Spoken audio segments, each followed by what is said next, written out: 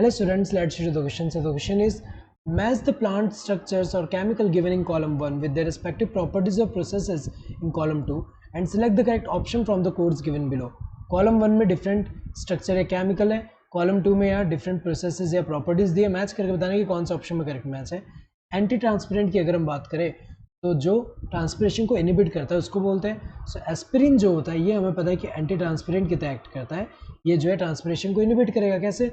जब प्लांट में अगर हम देखें एस्पिरिन पहले सैलिसिलिक एसिड में कन्वर्ट होता है जो कि क्या करेगा, स्टोमेटल क्लोजर. अगर हम देखें वो क्या करेगा, स्टोमेटल क्लोजर करेगा. और स्टोमेटल क्लोजर होने की वजह से अगर हम देखें स्टोमेटल क्लोजर इंड्यूस करेगा और इसकी वजह से क्या हो रहा है, ट्रांसपिरेशन एक तरह से क्या हो रहा है, इनिबिट हो रहा है. Inhibit transpiration. सो अगर हम देखें यहाँ पे डी का क्या होना चाहिए, फर्स्ट. ट्रांसपिरेशन की अगर हम बात करें तो यहाँ पे लीव्स जो है ये इन्वॉल्व है इसमें, क्योंकि ट्रांसपिरेशन क्या होता है, loss of water from the aerial part of the plants. So अगर हम देखें जनरली ये जो मेनली अगर हम देखें जो लीव्स है यहाँ से जो हो रहा है, तो लीव्स में अगर हम देखें तो लीव्स के सरफेस पे अगर हम देखें तो जो एपिडर्मिस जो है, एपिडर्मिस में अगर हम देखें जो स्टोमेटा प्रेजेंट है वो स्टोमेटा अगर हम देखें एपिडर्मल लेयर में जो स्टोमेटा प्रेजेंट है उसमें अगर हम देखें तो ये जो गार्ड सेल्स होते हैं, गार्ड सेल्स क्या करते हैं, रेगुलेट करते हैं opening and closing of stomata. And ये जो है स्टोमेटल पोर के थ्रू क्या होगा, वाटर का लॉस हो रहा है ड्यूरिंग ट्रांसपिरेशन. तो अगर हम देखिए ए का क्या होगा, सेकंड. जीरो टर्गर प्रेशर अगर हम देखिए ये फ्लैसिड सेल्स जो होते हैं उनमें देखने को मिलता है. तो अगर हम देखिए टर्गर प्रेशर का मतलब क्या होता है कि जैसे कि यहाँ पे सेल है, सेल के अंदर अगर हम देखें तो इसमें जो साइटोप्लाज्मिक कंटेंट है, साइटोप्लाज्मिक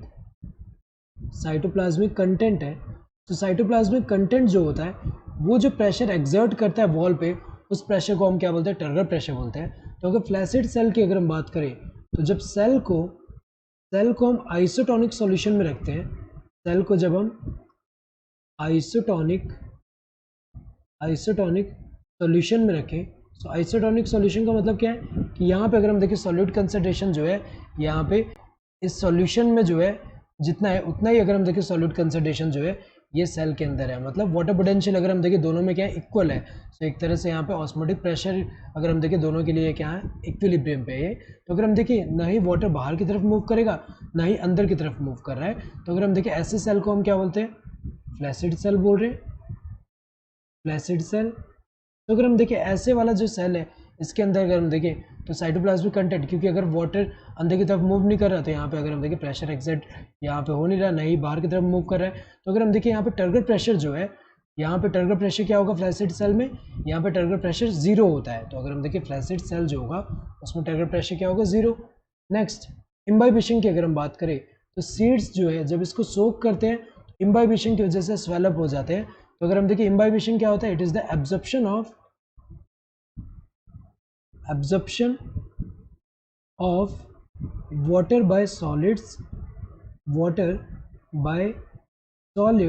और हाइड्रोफिलिक कोलॉइड्स. तो अगर हम देखें इसका क्या होगा, बी का 4 होगा. रूट्स की अगर हम बात करें किसमें हेल्प करता है, एब्जॉर्प्शन में हेल्प करता है.